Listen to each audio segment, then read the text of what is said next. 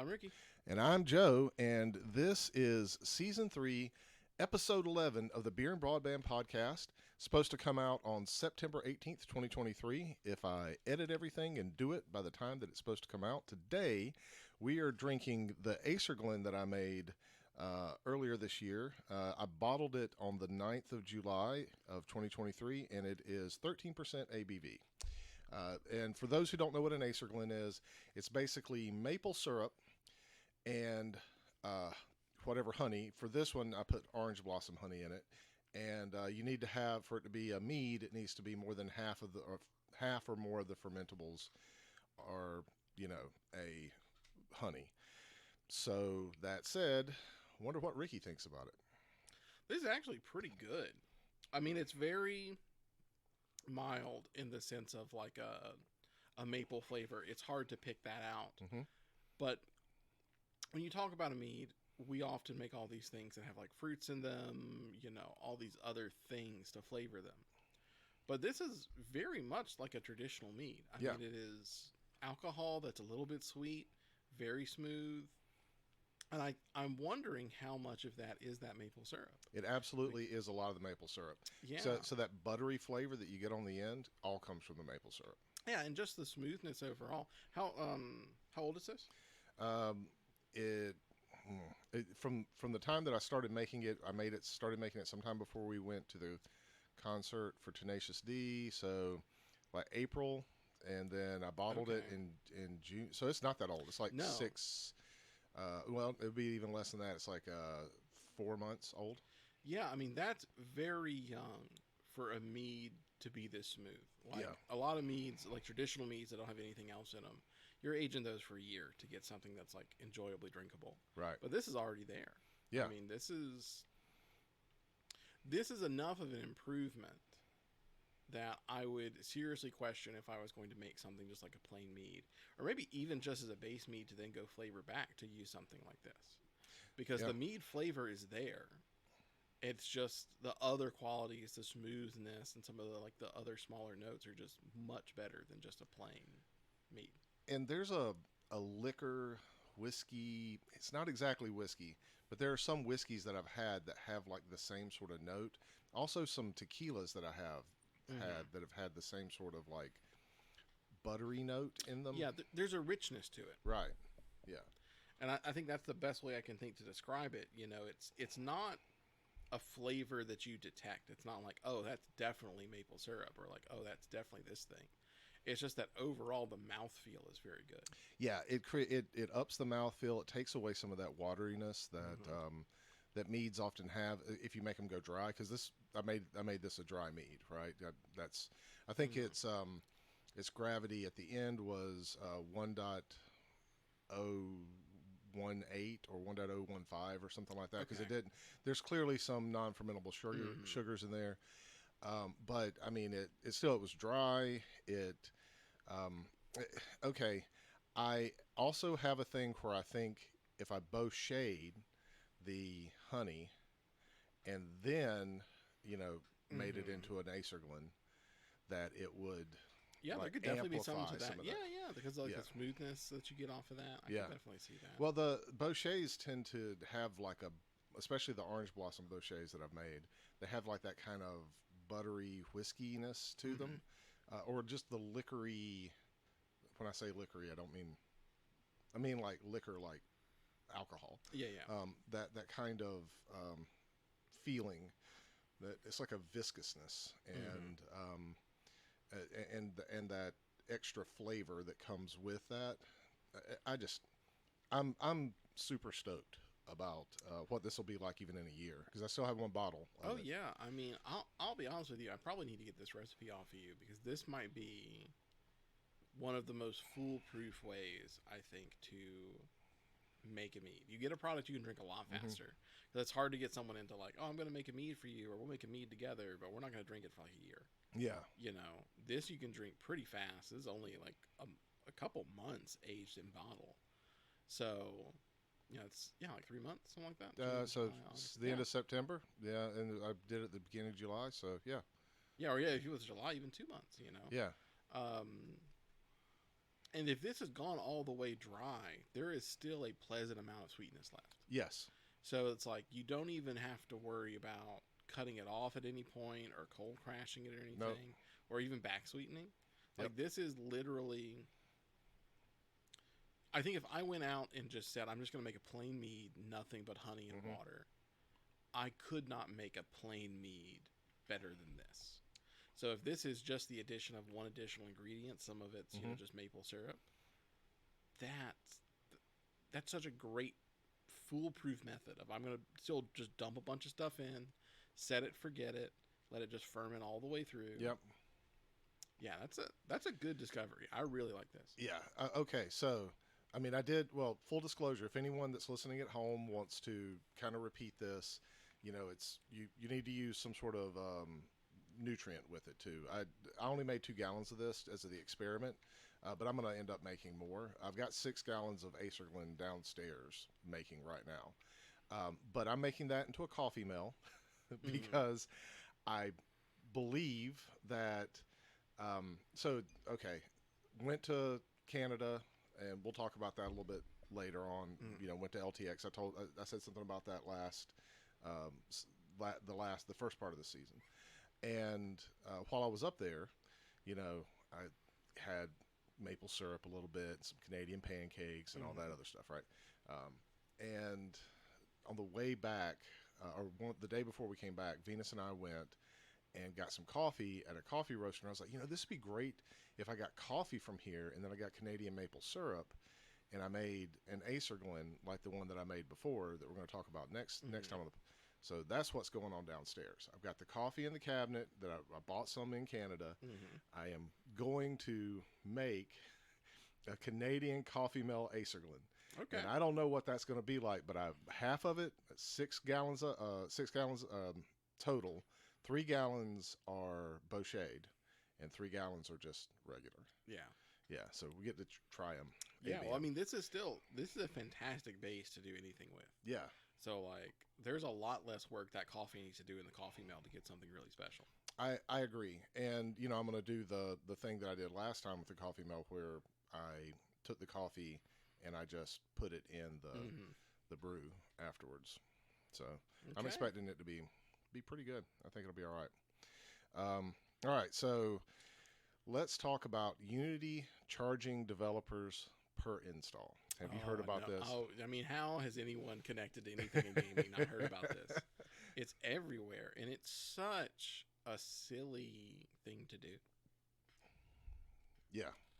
So just for anyone that hasn't decided to check in on this at any point, or for some reason isn't like completely aware of what happened or anything like that, basically the new president of Unity, or I guess he's been the president for a little while. He was from EA. He's famously noted for talking about charging players to reload their guns while he was at EA. Not exactly in context. He and the board of directors got together. They made a policy where per every install that you have of a game that was developed with Unity, like if your game studio gets over a certain amount of installs, you owe so many cents. I think it's like 20 cents per install or something like that. To It's that their classic like sliding scale where Right. it's like more expensive at the low end, and Right. then the more you get, it gets cheaper. I think past it was something like 2 million or whatever. It was like Yeah. a penny after that. Something like that. But still, With the way that it's set up, certain games, especially like maybe free-to-play games that are made, they would owe more than they make in revenue because of their, player base is just so big and installs so much. Also, one of the other things that kind of came out about this is they had a GitHub that tracked changes in their policy. They deleted that, and there was a clause in the policy previously, before they deleted the GitHub, that had said, games would be exempt if they had been made with Unity before this policy went into effect. yeah. That was yanked out.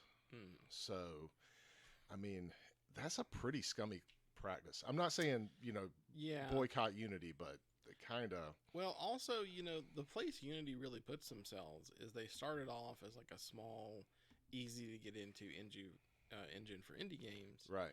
But then they do have some fairly large commercial studios that use them.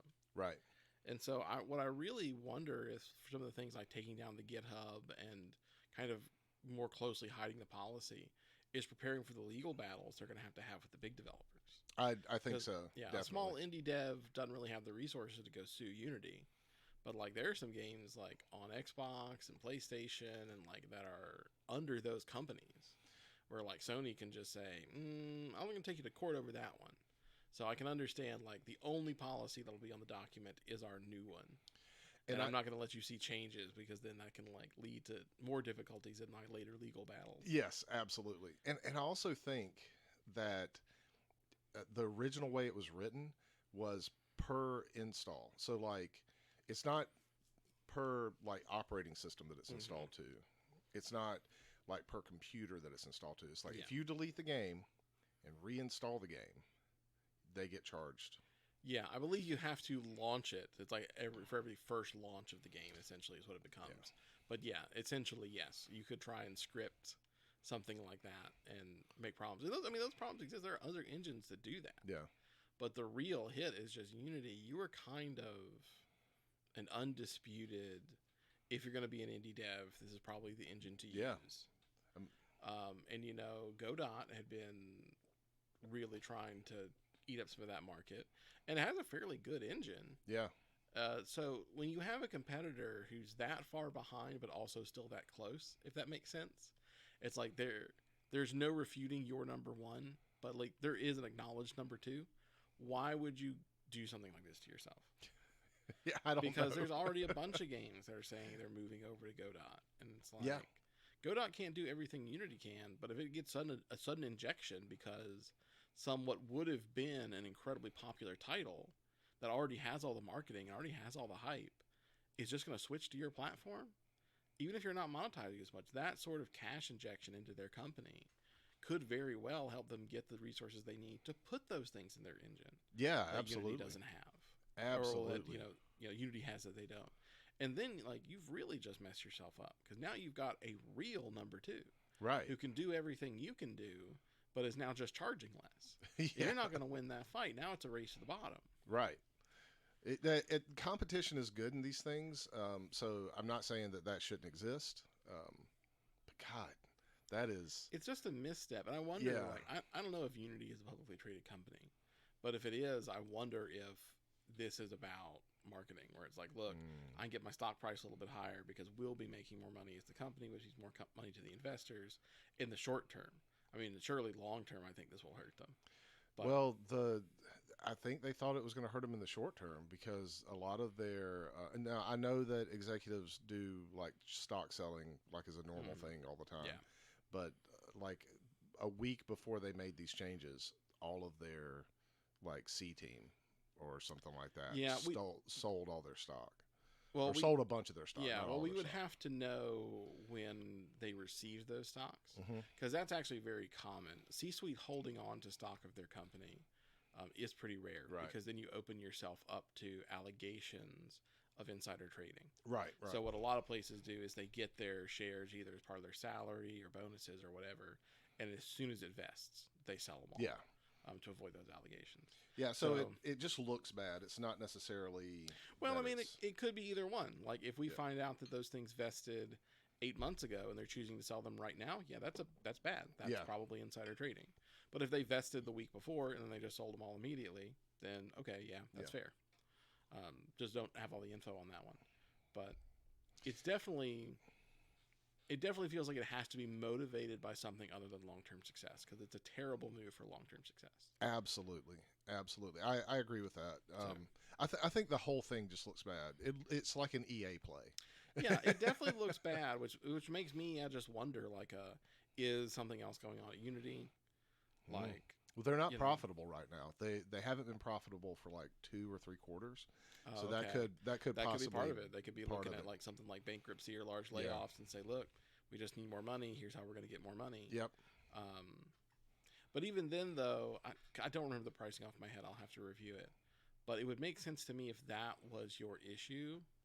What you should really be doing is having a cutoff, like your first 500,000 installs are free, Right. or something like that. Because then the small indie developers, they don't care. Yeah, they don't get hurt. Once you're selling 500,000 plus copies, and you're saying, okay, and now I'm going to charge you, a penny or 5 cents or whatever for install after those first 500,000. You still might have to contest with some of the really big players who are selling millions and millions of copies. They might not like that. But most people, when they make an indie game, are not thinking, what happens when I sell 500,000 copies? Well, also, like, what happens when in 5 years the indie developer's gone out of business, but the game still exists, and it's like on Steam, and you can download it and install it because you bought it? How do you get money out of those people? I mean, that's a good question. Even if you delist your game, it still exists for the people that have it. Yeah. So, I mean, at that point, at that point, if you've dissolved as a company, you're no longer the legal entity, so you're no longer responsible. Yeah, but would That's the whole Steam point be of responsible LLC. at that point in time? They shouldn't be, I would think. Otherwise, Steam would just say no more Unity games. Yeah, possibly. Because what's to stop someone from making a game that does nothing but reinstall itself when you hit play? Yeah. Well, I mean, but why would that be a thing? Because that would just charge that developer at that point in time. Not if they immediately dissolve. Oh, and then they can I made a bankrupt- game. Yeah. I bought it. Me and 5 of my friends bought it. We dissolved the company, and now we're just running the game, which auto installs itself and reboots itself in a and loop then on a bunch of launches computers. itself on a bunch of Yeah, computers. we're gonna and see how much money we can cost Steam this quarter. Yeah, that would be crappy. Okay, I'm getting depressed. Let's move on to the next topic. Yeah, it's a dumb idea. I mean, again, other engines have it. This isn't like it's a unique thing to Right. Unity, but it is such a weird misplay for Unity to do it. God, I feel like I live in the worst timeline right now. All right, so the next one is not much better, but I think that this has already been kind of rectified by Bethesda, and I think Bethesda's made a hard stance. They're not doing this right now, but Starfield didn't have DLSS. Yeah. So, you couldn't crank up the graphics and then use DLSS on NVIDIA cards really with any certainty to, or on a lower powered NVIDIA card at that time to kind of make things a little bit more beautiful, and maybe perform a little bit better. Yeah. So, it works well with consoles because they're all AMD based, works well on AMD based systems, but a developer created a DLSS mod. That DLSS mod allowed for that to work properly, right? In order to get access to it, you had to pay $5 a month. Yep. And then when you quit getting access to it, I think it turned off your license or whatever. Oh, really? Yeah. So I'd heard it was just on his Patreon, and you had to basically use the member link to download it. yeah, that could be it. I heard 2 different things about it. So either way, this is not about that developer. Yeah. This is just what brought the topic up in my mind. Mm-hmm. All right. So in the future, is it possible that we could see mods that are paid for? You have to pay for them through Patreon or something like that on a subscription basis. And that's how some of these modders start getting financial, income for their modding efforts, as a second job or something like that, right? Mm-hmm. And I know that's kind of against the spirit of the modding community in a lot of ways. So as a person who mods games, who's made a couple of mods themselves for Skyrim and Morrowind, right? Yeah, Morrowind, Oblivion, and Skyrim. Yeah. Also did some for Fallout 3, New Vegas, a bunch of ones. Right. So you've made some mods. What do you think about that? I'm not going to give my opinion yet. Yeah, no, that's not going to happen. It's turbo illegal. Okay. People try and do it all the time. If a mod gets popular, Bethesda takes it down, because it's essentially, it gets back into that you are making your mod with resources that are from my engine. So if I don't defend them, I lose the copyright. Yeah. Turbo illegal. People still try and do it every now and then. You can still have mods on Patreon. They just can't pay for them. Right. So you can have to be free downloads, and you're really using that for donations or something like that. So to that extent, what this guy did, no, that's what made it so surprising. It's okay, yeah, you made a mod that a lot of people wanted. yes, you saw an option to make revenue off of it, but by making it have to be paid for, you have now broken the law. People are going to come after you. Right. If you had just been a free download link on your Patreon, it's like, hey, I make mods. If you want to support me, pay me $5 a month. That would have totally been above board. Right. So, like, why didn't you just do that? Like, you took the greedier option, but also the option that's now going to land you in legal hot water. Right. So, good luck giving all that money back. I mean, most likely Patreon probably never even gave it to him. Possibly. Because it wasn't legal. But what we will probably see is I do think we're going to see some very tight integration with their Creation Club, because they've already announced that the mod maker is going to come out at the same time the Creation Club becomes available early next year. So no more like Nexus mods with Starfield. No, really. I think we'll still have Nexus mods and stuff. Like the Creation Club has always been about, that's just like, it's an easy way to get mods on consoles. Right. Because a lot of like console stuff gets weird with that. Yep, I mean, apart from just difficulty of the user, a lot of policies for like places like Xbox and Sony don't really like the idea of modding, so it has to like be integrated into the game. So there's that whole run of it. I'm interested to see though that the Creation Club even came back, because I assumed when they got bought by Microsoft, and then Microsoft released all of their, whatever the most recent edition was, the anniversary edition. Yeah, the anniversary edition. That had a bunch of the Creation Club paid content all bundled in. I had assumed that was kind of the last hurrah of Creation Club. But the fact that it's coming back, I don't know. Is there going to still be monetization on that? Like, it was always optional, but is there going to be optional monetization of that? Is there not? If the stuff that got modded was generally, the stuff you had to pay for was generally stuff that like Bethesda had some hand in, right, and like making sure it was always compatible and everything like that. Will that sort of system be coming back? So I don't know. So that's an interesting run of it. Well, so then that brings me like to the next kind of thing of this. So we already know that Bethesda has kind of monetized mods a little bit with the Creation Club. Is it possible that they turn mods into like DLC type things where you either have to pay a subscription to be able to maintain the game, think like Elder Scrolls Online, and be able to get some of those cosmetic or game altering things that someone else made? Maybe that developer gets a little bit of a cut of it, but for each mod you have to pay like 10 or 15 or 20 extra cents per month on your thing, and then as soon as you turn off your subscription, you lose access to those mods. Or is it something where maybe like Horse Armor, which was really the first DLC that happened, for any appreciable thing? I don't think it was the actual, well, maybe it was the first DLC. You had to like go into the store and buy the Horse Armor. I still remember this for Oblivion, right? Could Horse Armor type DLC become what mods are?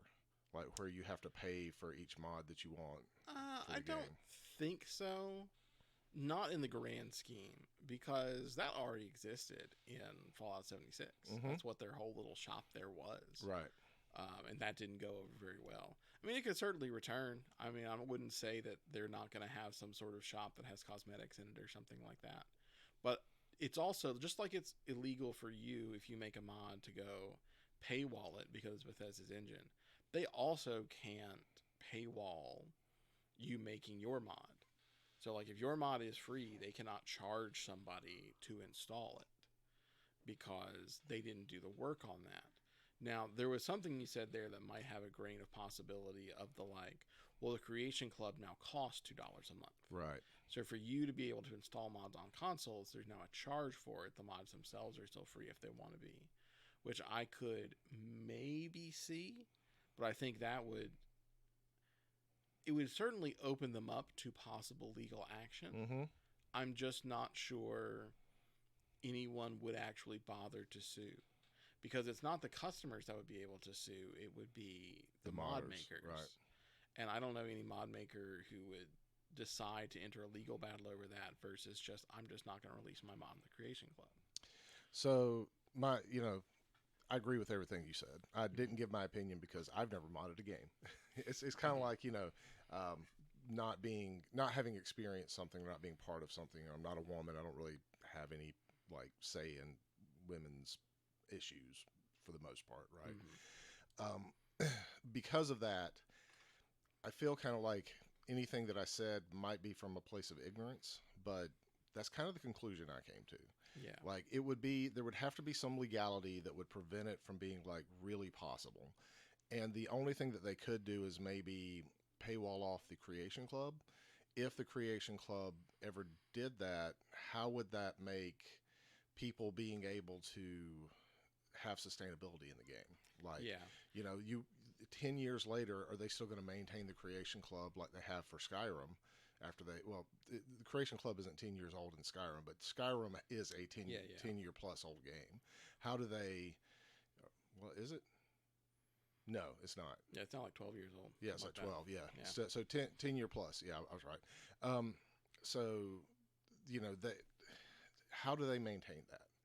And how do they keep that so that you can still get access to it? Because once you start something like a service like that, you have a responsibility to make sure that people can still access things like that they've bought.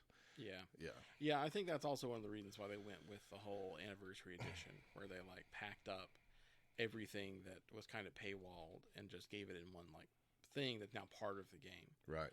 But I think we'll see some things like that, because I think that is probably the closest you can get to paid mods that everyone's okay with, where it's optional for the modder. They only have to charge for it if they want to charge for it.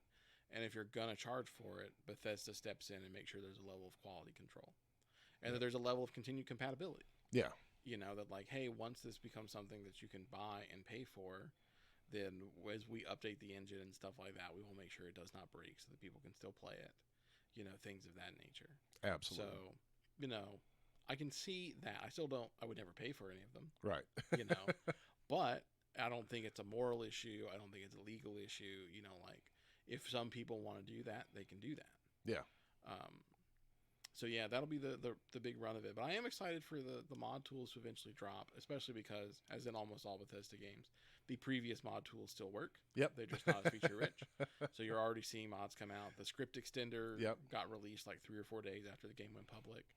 So there's already people able to do custom coding and things like that. Or transfer highlight the book mod that you haven't read, Yeah, exactly. Like these mods game. that require some sort of outside coding. Because when you're in the Bethesda game, you essentially have to stick with their scripts. But the script extender gives those internal things like a lot more access to the engine. So that's always the first huge mod to come out. Like modding has not started until they find a way to insert the script extenders. Right. But then you can transfer like older mods to this game, like happened with some of the Oblivion mods to Skyrim and some of the Skyrim mods. Yeah, generally depending on what's wrong, some of them can just be immediately ported. Other ones have to be rebuilt, but the mechanics there, so you're able to recreate those mods. All right. Well, do you have anything else you want to say about that? No, I think that's good. Okay, cool. So this has been Season 6, Episode 11 of the Beer and Broadband Podcast, slated to come out on September 18th, 2023. And thank you for listening, and we'll catch you next time.